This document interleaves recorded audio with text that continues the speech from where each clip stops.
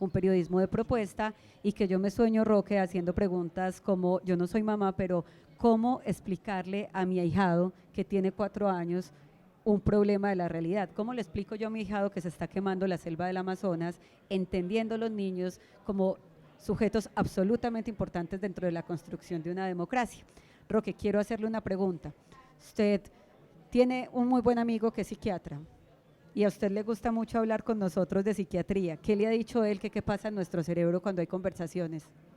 El tema de lo que pasa en nuestro cerebro cuando hay conversaciones es impresionante, y es muy impresionante porque es que a veces muchos pensamos que las conversaciones son vacías o que son un acto absolutamente cotidiano, y sí, tal vez son cotidianas, pero tienen una validez increíble porque es que a partir de lo que conversamos nos vamos construyendo. O sea, conversar es como el camino para uno aumentar su inteligencia, pero también para desarrollar una conciencia y un cerebro social que nos hace, uno, tener empatía con los otros; dos, encontrar un montón de alternativas distintas que muchas veces no se nos han pasado por la cabeza; y tres, expandir todas esas conexiones neuronales que podemos hacer y que nos van a llevar no solo a entender una cosa, sino a crear miles. Y eso tiene que ver mucho cuando lo hablamos desde la óptica del periodismo posibilista, y es que si uno arranca por ese lado, si uno empieza a conversar de una forma distinta, probablemente va a empezar a hacerse preguntas diferentes y a encontrar por ende respuestas distintas también, que van a ser muy útiles.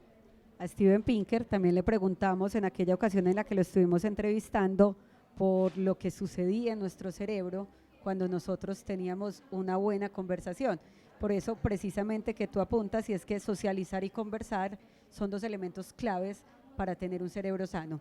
Entonces queremos que escuchen de la misma boca, de la misma expresión de Steven Pinker, qué es lo que pasa en nuestro cerebro cuando nosotros conversamos.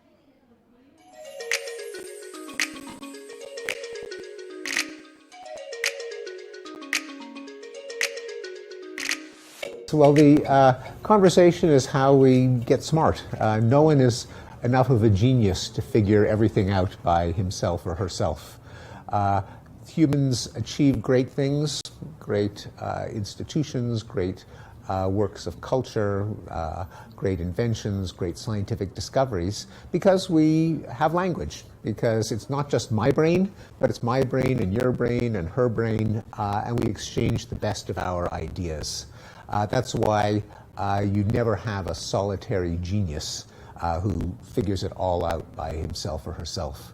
Conversation is also what allows us to be social, to cooperate, to care about each other. We get inside each other's heads and we know what the other person is thinking, partly by looking at their facial expressions, because we laugh and we frown and we smile, but also because we explain to each other what we're thinking, what challenges we face, what tragedies we've been through, what hopes we have, and it's very much conversation and language that makes us a social species. Bueno, Roque, entonces tenemos varios elementos: redes sociales, periodismo, un festival de periodismo que es de los más importantes que se hacen en este momento en el mundo y que se realiza desde Medellín, y tenemos periodismo posibilista y una creencia firme en el futuro. ¿Qué invitación le podemos hacer a todas las personas afiliadas a Confama, a todas las audiencias que se conectan hoy con nosotros durante estos 3 días? Las invitaciones son varias. La primera es a que nos sigan un ratico y se den la oportunidad de ver un montón de cosas distintas que queremos contar, no en boca de nosotros, sino en boca de las personas que vienen a participar de este festival, de las personas que realmente saben y que nos van a poder aportar mucho contándonos cosas distintas y diferentes. Lo otro también es que se pasen acá por el stand que tenemos acá en el Jardín Botánico. Pueden pasar, pueden hacer sus preguntas, pueden estar con nosotros acá en la transmisión, todo lo que quieran. Finalmente, lo que queremos es proponer una conversación muy chévere en la que todos podemos participar y construir juntos hallazgos y cosas alrededor del periodismo posibilista, que es una creencia muy bonita y que tal vez pueda ayudarnos mucho a ver el mundo de una forma diferente. Entonces, a todos los amigos y amigas de Confama, afiliados, no afiliados, todas las personas que potencialmente hacen parte de nuestro público y de nuestra audiencia, los invitamos a pasarse por nuestro stand, y aquí siempre vamos a estar disponibles un grupo de personas de la Caja de Compensación Familiar para tener eso que tanto nos encanta, conversaciones. Pero Roque, yo sé que la entrevista de Steven Pinker antoja realmente, porque fueron muchas otras preguntas las que les hicimos, Y yo quiero que nos despidamos con ella, que nos despidamos tú y yo acá. Nos vamos a seguir viendo durante estos 3 días en transmisiones en vivo. También vamos a hacer otra clase de cubrimientos en otras redes sociales. Nuestros compañeros van a estar compartiendo los aprendizajes que van a tener en algunos de los talleres acá. Y pues yo te agradezco, y ¿te parece si cerramos con la entrevista de Steven Pinker para que nuestra audiencia pueda verla completa? Me parece maravilloso que cerremos con la entrevista de Steven Pinker, y antes también contarle un poquito a la gente que nos está viendo que hoy a eso de las 3 de la tarde, 2:50 más o menos, vamos a tener una conversación muy chévere con Omar Rincón, para que también estén pendientes y nos sigan un ratico y la vean con nosotros y compartan con nosotros. Vamos. Bueno, entonces muchas gracias por acompañarnos y los dejamos con esta entrevista completa a Steven Pinker, psicólogo cognitivo de la Universidad de Harvard, quien estuvo hace un mes con nosotros en Confama celebrando el futuro, y nos seguimos viendo en el resto de la jornada. Muchas gracias, Roque. Gracias, Perla.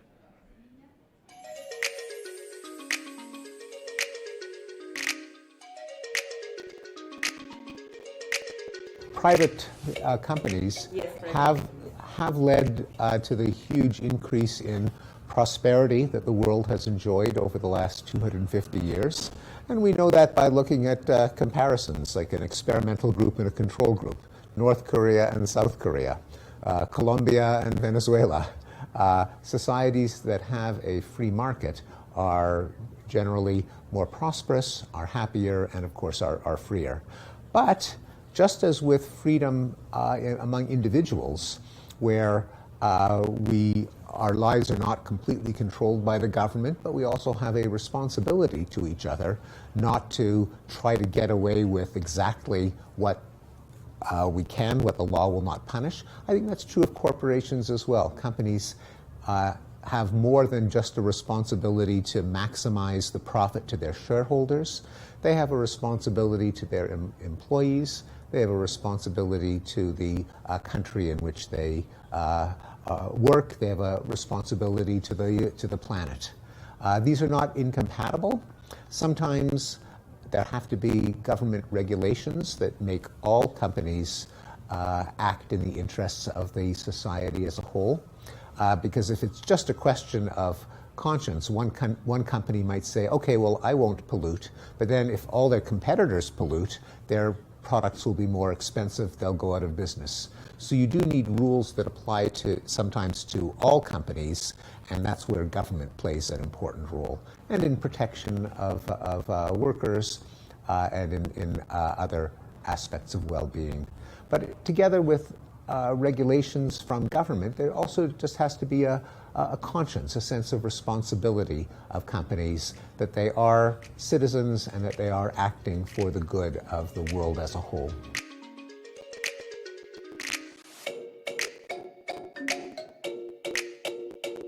Female leadership in companies, I think, is, female opportunity in companies is important. That the company not be prejudiced against women, that the company not have an environment in which women are held back, either because of discrimination and bias or because of sexual harassment, because the males just see the women as sexual property. If companies do that, they immediately throw away 50% of the talent pool, and they're at a disadvantage. But also, groups that have both sexes will tend to avoid some of the hazards of male leadership, such as ego and dominance and revenge and competition of the kind that we see in baboons and chimpanzees, where males will often have a desire just to compete with each other for status, to dominate. I think women do as well, but less than men, and a culture that is not male-dominated is less likely to fall into the trap of ego competition. And one often hears, I mean, as a professor in academic departments, I sometimes hear my female colleagues talk about a male colleague, and they'll say, oh, he's just trying for that male dominance thing, where ego is much more important than the success of the mission. And I think that leadership that is not male dominated is less likely to fall into that trap.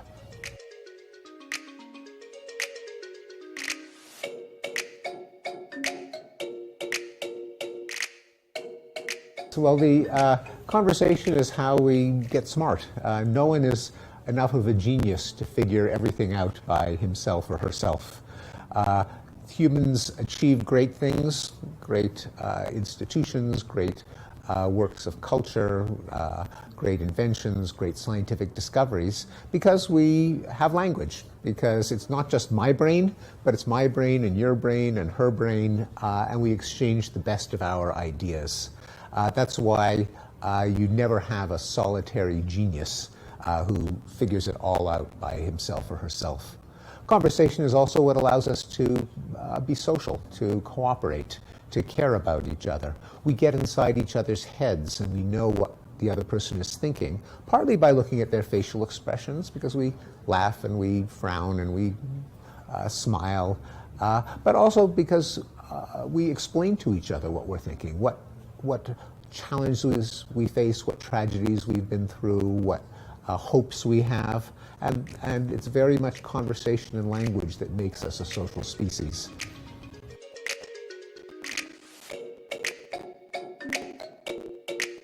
Possibilist is not a real English word. It was, but it should be. I'm hoping that it will become one. It was a term coined by the Swedish doctor Hans Rosling. When people asked him, "Are you an optimist?" he says, "I don't consider myself an optimist, but I'm a serious possibilist." And I would agree with that. I stole the word from him because no one should be a prophet and say, "I just see things are going to get better," because no one knows. We don't have a crystal ball. No one can see into the future. What happens in the future depends on what we do now. However, what we do now depends on what we can anticipate. Do we think that it's even possible that we'll solve problems? If we think it's hopeless, there's no solution, resistance is futile, then we may as well say, well, let's just enjoy ourselves now and let our grandchildren worry about it. But if we look to the recent history and we see, well, our grandparents had problems. They had a world that had fought a world war. They had atomic testing in the atmosphere that spread radioactivity. They had the danger that whales would go extinct and tigers would go extinct. They had pollution in cities that was so thick that people were dropping like flies and being taken to the hospital because of poisoning from air pollution. They had dictatorships all over the world. Did they give up? Did they think it was hopeless? Well, no, they tried different solutions. They were not dreamers, they were not romantics, but they were problem solvers. And they succeeded, not completely, but partly. The knowledge that it is possible is what gives us the courage, the energy to try to solve the problems we face today.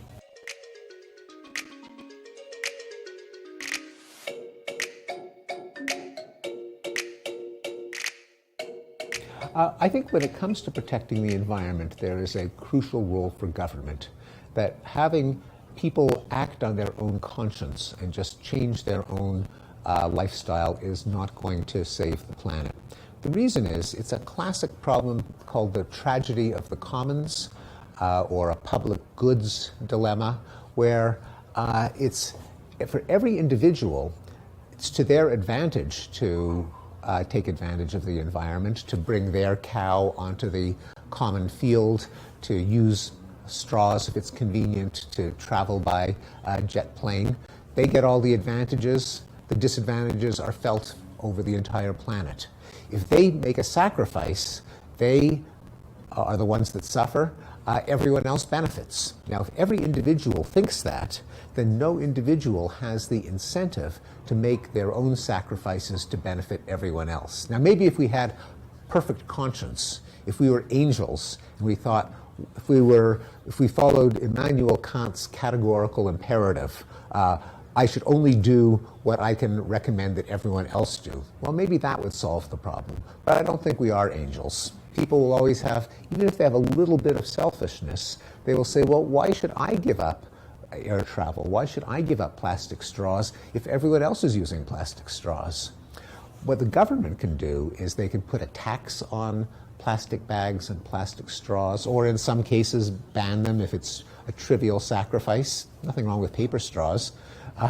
Then that would mean that it doesn't depend on individual altruism, individual self-sacrifice. I don't believe that government should control every aspect of our life. I have some libertarian sentiment. I think people should be free, but there are cases where the only solution is regulation by governments. And I think for most forms of pollution, government action will be necessary, together with changes in technology, so that if you can, the best solution of all, even better than government, is if we can enjoy what we want in life without pollution, then you don't need government, because people will simply opt for what is best. So if we had, say, paper straws that were biodegradable and cheaper than plastic straws and worked just as well as plastic straws, well, no one would want plastic straws. They would do what's right automatically. So when that can be done, that's the best of all. And I think this is especially true in climate change, which is a much bigger problem than plastic straws.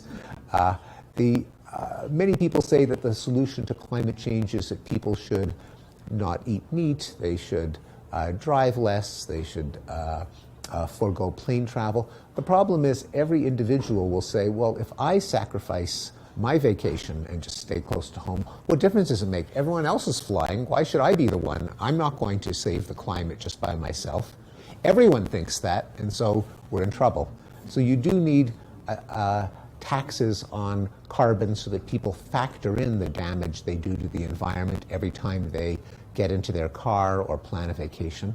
But even better would be if we had abundant energy that did not emit carbon, where you could get into your car powered by a battery. The battery was charged by solar or nuclear or hydro, and it was the cheapest form of energy was zero carbon energy. Then we wouldn't need the government at all, because people would just do what is cheapest. So although I think we need both, in the long run, best of all would be technology that makes it the cheapest to do what's best for the environment.